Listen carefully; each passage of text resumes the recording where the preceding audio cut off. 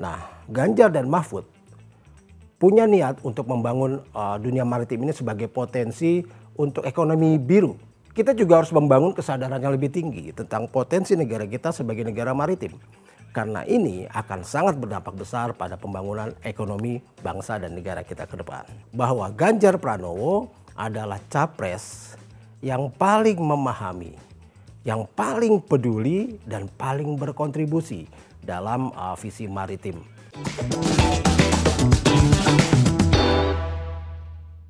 Halo guys, jumpa lagi di Open Your Mind.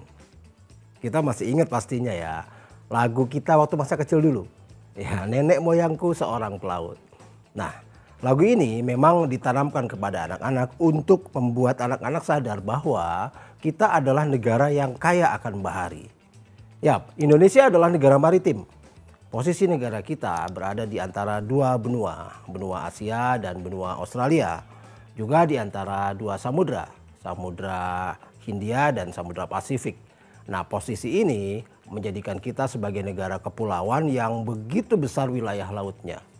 70% dari wilayah kita ini adalah wilayah laut. Jadi 30% daratan, 70% lautan.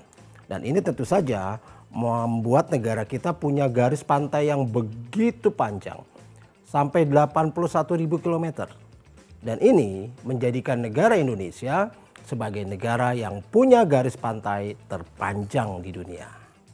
Nah, lalu apa saja sih selain itu yang membuat negara kita diakui sebagai negara maritim?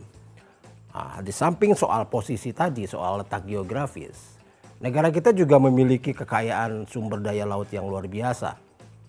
Banyak hal-hal yang bisa kita dapatkan dari laut ini.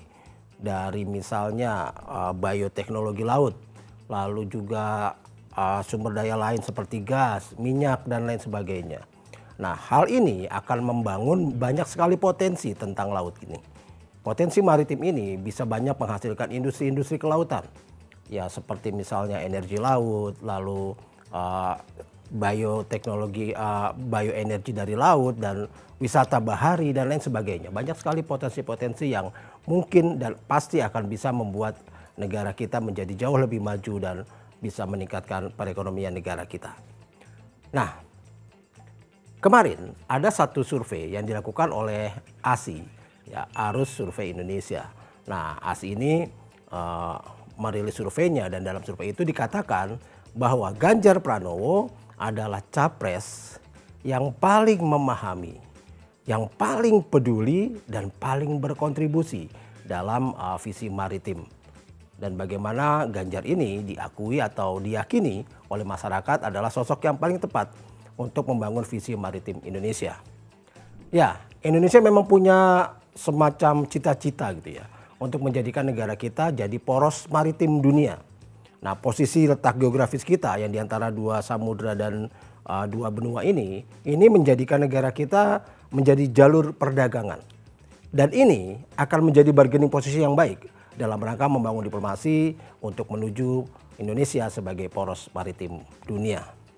Nah, pentingnya kita mendapatkan capres nih yang mengerti tentang visi dan misi maritim Indonesia ini adalah karena saat ini masih banyak masalah yang terjadi dalam dunia maritim Indonesia. Misalnya soal hukum. Memang sudah ada undang-undang tahun 2014 tentang kelautan ya. Tapi di satu sisi kita juga masih punya masalah. Misalnya tentang belum adanya undang-undang yang jelas tentang perairan laut dalam. Di mana ini juga akan jadi masalah untuk kedaulatan negara kita. Yang ada sekarang baru ada zona ekonomi eksklusif, ya, batas garis laut luar. Nah, ini tentunya PR tersendiri untuk pemimpin kita di masa yang akan datang. Di samping itu, pembangunan infrastruktur juga menjadi masalah.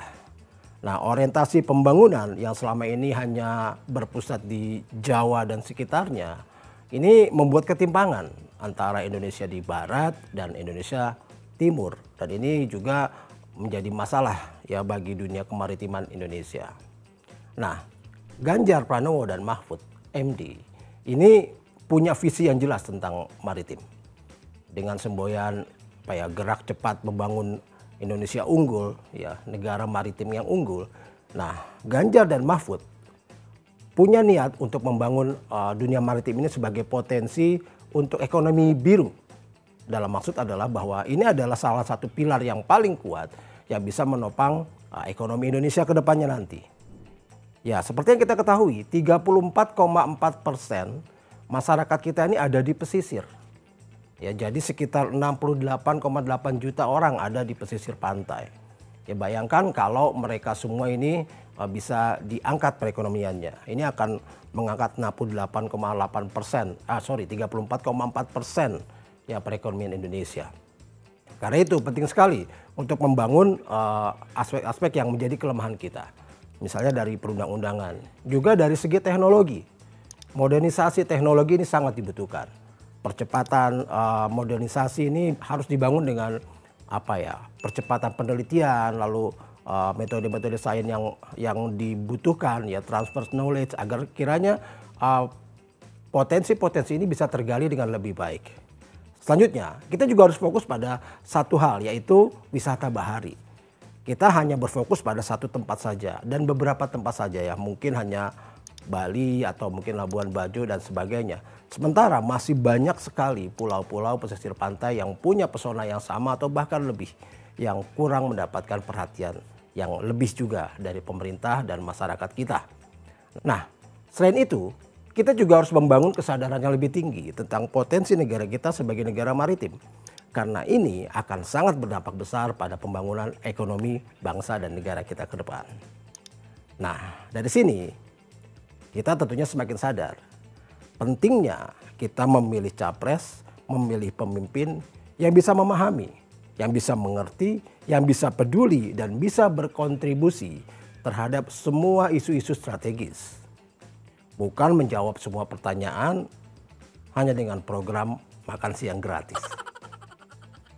Salam and open your mind.